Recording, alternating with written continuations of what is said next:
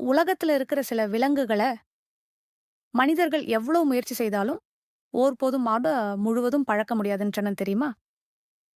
உலகத்துல பல விலங்குகள மனிதர்கள் பழக்கி வச்சிருக்காங்க. நாய், குதிரை, மாடு இப்படி நெறைய. ஆனா சில விலங்குகள் இருக்குது. எவ்ளோ முயற்சி செய்தாலும் அவைகள முழுமையாக மனிதர்கள் கட்டுப்படுத்த முடியாது. அதுல முதல் விலங்கு ஜீப்ரா. ஜீப்ரா பார்த்தால் குதிரை மாதிரி தான் இருக்கும். ஆனா உண்மையில அது ரொம்ப அன்பிரெடிக்டபிள். அதாவது அது எப்ப அட்டாக் பண்ணும் அப்படின்னு சொல்ல முடியாது. ஸ்ட்ரெஸ் வந்தா உடனே மனிதர்களையே தாக்கிடும். அதனால தான் இத்தன ஆண்டுகளா இருந்தும் ஜீப்ராவ மனிதர்கள் பழக்க முடியல.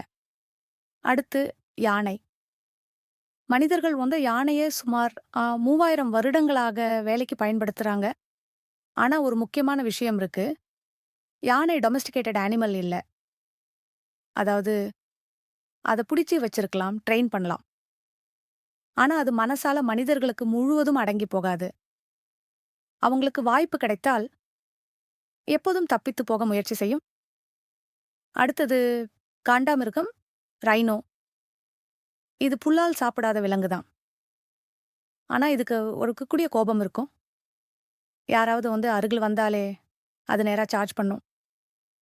அதனால அத பழக்கறது மட்டும் இல்ல, அதுக்கு அருகில போவது கூட ஆபத்து. மேலும் இது 12 வருடம் ஆகும் தான் பெரியதாக வளர. அதனால ப்ரீடிங் கூட ரொம்ப கடினம். அடுத்த விலங்கு புலி. சில பேர் புலிய வளர்க்க முயற்சி பண்ணியிருக்காங்க. ஆனா உண்மை என்ன தெரியுமா? புலி ஒருபோதும் வீட்டு பூனை மாதிரி ஆகாது. அது எப்பவும் வைல்ட் அனிமல் தான். ஒரு தவறான நேரத்துல அது மனிதர்களுக்கு பெரிய ஆபத்து ஆகிவிடும். இறுதியா பாண்டா.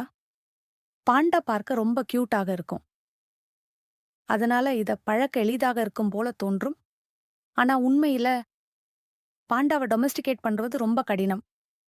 உலகத்துல இப்போ சுமார் 2000 பாண்டாக்கள் தான் இருக்காங்க. மேலும் அவங்களுக்கு பேம்பூ மட்டுமே சாப்பாடு. அதனால அவைகளை வளர்ப்பறதும், ப்ரீட் பண்றதும் ரொம்ப கஷ்டம். அதனால தான் உலகத்துல சில விலங்குகள் இருக்குது. மனிதர்கள் எவ்வளவு முயற்சி செய்தாலும் அவைகள முழுமையா பழக்க முடியாது.